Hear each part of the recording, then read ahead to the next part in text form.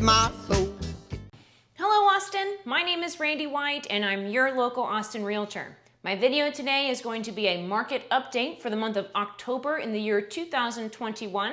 I've got a lot of great information to share with you guys. Before we get started, if you wouldn't mind hitting subscribe so that you can get notified each week whenever I upload a new video to my channel. All right, without further ado, let's get started on this market report. I'm going to start off with a pricing update and share a quote from Bill McBride at Calculated Risk. It says, my sense is the Case-Shiller national annual growth rate of 19.7% is probably close to a peak, and year-over-year price increases will slow later this year. All right, so let's take a look at the July 2021 year-over-year home price appreciation. This is the latest data that I have. FHFA is showing that homes have appreciated at 19.2%. CoreLogic is showing an appreciation at 18%, and the S&P Case-Shiller Index is showing that we have appreciated 19.7%. So, I mean, this is dramatic, right? I mean, that's some incredible home price appreciation. My applause to homeowners out there, and then my thoughts and prayers to my buyers. So, you know, as we look at this, it is largely due, and like I have been saying for months now, to supply and demand. And we just simply do not have enough houses to supply to the intense demand from those buyers. And so therefore it causes the prices to skyrocket. So let's take a look at what it's like across the country. This is my map of year-over-year price appreciation for Q2 of 2021. And you can see that all the states in red have over 20% appreciation, while as a whole it's 17.4% for the United States. I just kind of like this map because I thought it was neat to look at it state by state and compare between what was going on for all of us across the country. All right, so let's move on to talking about what the forecast is and what the experts are projecting moving forward. So we're going to start off with a quote from Ivy Zeldman. It says, closings are set to decline roughly 10% year over year in the second half of 2021, and home price appreciation is on the cusp of flipping to a decelerating trend. All right, so I want to focus on that word decelerating for a minute because that's where we really need to have some clarity. So when consumers hear that word decelerating, they immediately start thinking, ugh, depreciation, right? But it's really important that I want you guys to hear me loud and clear that experts are not projecting depreciation. And in fact, experts are projecting increased home price appreciation. However, it will be at a slower, more moderate pace. And so that is where decelerating comes into the conversation. So it's just a really, really critical difference for people to understand and internalize the difference between depreciation and a decelerating trend. Let's put some graphics to this. This is the estimated home price performance, and it was put together by the Home Price Expectations Survey. And what they're trying to show us is that through the end of 2021, we can expect home prices to continue to increase at a rate of 11.74%. So they're going to continue to appreciate, right? But not at that crazy rate of 18, 19, 20% like we talked about at the beginning of the video, but more at that moderate, slower paced rate. And then we move forward into 2022 and 2023 and beyond, and those prices continue to be expected to appreciate, but at a more moderate pace. For example, 5.82% in 2022, right? So I repeat, prices are not expected to decline, right? They're expected to continue to appreciate, but at this more moderate pace. All right, so I want to break this down a little bit further. This is the expected home value change, and this also comes from the Home Price Expectations Survey. So you already saw the 11.74% appreciation through the end of 2021. And then if you average out the 5 years that I just showed you on the previous slide, that gives you an annual appreciation through the year 2025 of about 5.7%. So we know that the historical norm for yearly appreciation was 3.8%, but even that got bumped up to 4.1% because of the ridiculous year that we just had. So even the historical norm is climbing. And then cumulatively through 2025, it is expected that home prices are going to appreciate 31.8% when you add up the next 5 years. All right, so I'm gonna switch gears here and talk about the fourth quarter, right? We're here in October. Everybody's kind of curious on how we're gonna finish this year up, and typically in a market report at this time, we would focus on that. But honestly, it's just really difficult for forecasters out there to make any assumption about what's going to happen due to how strange things have been for all of us in our lives in the pandemic the last year and a half. So let's start off here. We got Diana Olak from CNBC, and she says, fall is usually the start of the slower season for the housing market, but nothing is usual in today's pandemic-driven housing market. Potential homebuyers are seeing a slight rise in inventory and consequently rushing back into the fray. Mortgage applications to purchase a home jumped 7% last week from the previous week, and that is the highest level since April of this year. So, people are seeing that and they're rushing back in there and they're saying, oh, we want to get back in, the rising inventory, the mortgage rates are ticking up, let's try this again.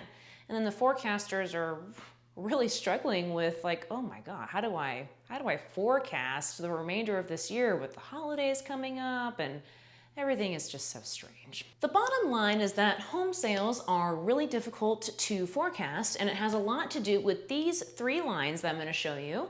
So what this is annualized home sales for 2019, 2020, and then the green line 2021. And so, naturally what you're seeing there is that 2020 is nothing like a normal year, which we can see in 2019. Oh, 2019, I miss you. So if we want to take a look at what a normal year looks like, we have to go back and take a look at the 2019 line and say, okay, what does that show us? Because, we know what the pandemic brought. It brought that ridiculous orange line where we dip down and then shoot back up at the end of the year because the lockdown was done and we packed a bunch of business in at the very end of the year. So that orange line shooting off at the end of 2020, has everything to do with the record low interest rates and everybody's need for a home change, whether it be because of their family being trapped at home with each other or a huge, work balance life change of not going into the office anymore. And it created a really abnormal year, and we ended up selling the most homes that we've ever sold before. So now let's break down why it seems like things are going to be slowing down this year. And this is probably the best visual that I can give to you to help you kind of see what I'm trying to describe. So remember that for the first half of the year, we just got done talking about all of the things that we're going to see that are up year over year, things like inventory and annualized home sales. And so all of those things year over year are up compared to spring 2020 because we were in lockdown for spring 2020. So people took their homes off the market, business really slowed, the economy slowed, and so because of that, when you compare the things of what happened in the spring of 2021 to year over year of 2020, we are up. Well, we're about to enter into the latter half of that reporting season, the end of summer and into fall and then into winter, where in 2020 we packed in a lot of business, very unusual. So in 2021, we are going to dip below that 2020 orange line, and folks are going to see that and say, hey, we're down year over year. So as we continue to enter that stage of being down year over year compared to our very wacky year of 2020, I want to direct your attention to the fact that we are ahead of where we were at in 2019. 2019 was a very good year in real estate, and it's the last normal year for us to take a look at to be able to kind of gauge, how is our year going sans pandemic, right? So let's take 2020 off the map, just focus on 2021 to 2019 to give a different perspective of how else to look at how we're doing. This is a look at existing home sales going all the way back to 2012. And as you can see, 2019, aside from 2017, was the best year all the way back to then. So if we're beating 2019, we're doing really, really good. So to go back to what I was, originally talking about, forecasters have no idea what to do right now, right? So the headlines are going to be split between saying things like, we're doing awesome compared to 2019, life before the pandemic, it's going awesome. And then the other half of the headlines are going to be saying, oh, we are so down year over year. Here comes Doomsville. So with things continuing to be so strange and unusual, the forecasters have no idea what to do with the data. So something that I think we should take a look at if we're going to continue to try to tackle this, what does the future of the real estate market hold, is active listings. So what I have here is a graph showing monthly active listings starting in 2019, because that's our most recent normal year to take a look at. And then I go back 3 years, so 2017, 2018, and 2019.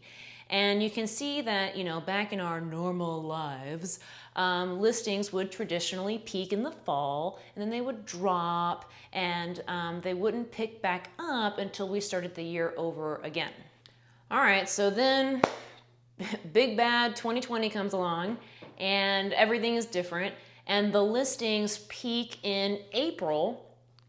And then everybody kind of panics about listing and such, and they go back inside their homes. And so that just falls off for the rest of the year.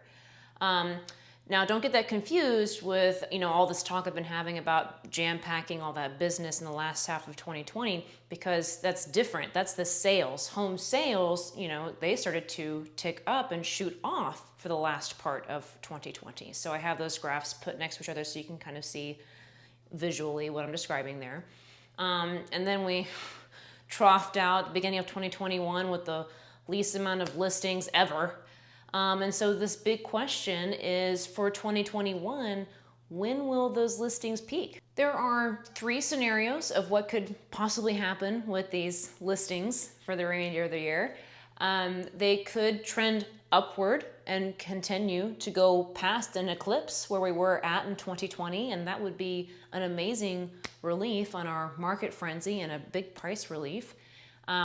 They could just kind of, flatten out here and just continue on that trend and eventually meet up with wherever we were at in 2020.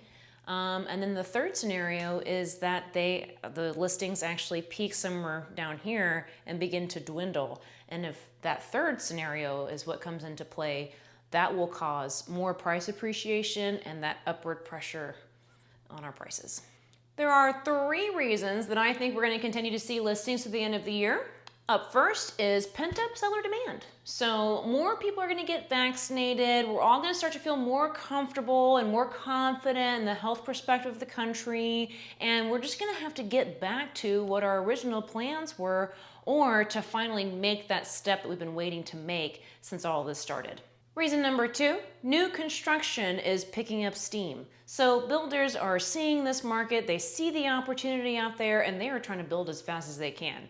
We had a lot of hiccups for new construction the past year with the additional costs with lumber and materials, but also the labor shortage and so the costs that were associated with that. But we are rounding the corner on those issues, and the builders are really trying to get out there and get after this market to take up the opportunity that they see for themselves. Reason number 3 is the end of forbearance. Now, I am not a believer that the end of forbearance is just going to create this enormous wave of foreclosures.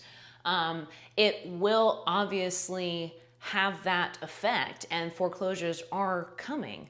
But just not this enormous wave of doom and gloom that other videos are sharing. In kind of the same umbrella of the end of forbearance is another group of people that are just realizing all of the changes that have happened in their lives as far as their livelihood or their at-home life with their family and childcare. Any other situation for these families or individuals of just realizing, I can no longer afford this home that I could afford a few years ago, and it's time for me to make a change. Now, on the other end of that spectrum is a group of people that are realizing the positive equity that they have gained from this crazy appreciation that we've had this year. And so now, with that newfound equity, capture, they're able to scoop up their new dollars and make a change, whether it be moving up or moving down or relocating to a place that they could never relocate to before because they can now work remotely. So all of those living arrangements that are being changed and adjusted between people is certainly going to be a very strong number 3 reason as to why I think we'll see continued listings to the end of the year. What else can we do but continue to diligently watch and monitor the market? So I know that all of you guys out there have other things to do with your day, but this is what I do. So I will continue to watch the market and update my subscribers and my clients about what I see that's going on out there. If you want to be sure to catch my next video of whenever I let you guys know what I'm finding and seeing, then please subscribe to my channel so that you can be notified whenever I upload a new video. I do a lot of market trend videos, but I also do a lot of really fun videos of me just tooling around Austin. So be a subscriber if you can. If you are buying or selling in the Austin area, then let's connect. You can go to my website, randywhiteatx.com, and fill out a inquiry there. You can also just text or call me if that's easier. My phone number is listed below, and I look forward to hearing from you guys. I hope you have a great rest of the week, and I will see you next time. Thank you.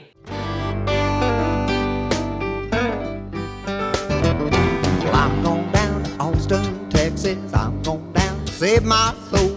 Get that barbecue at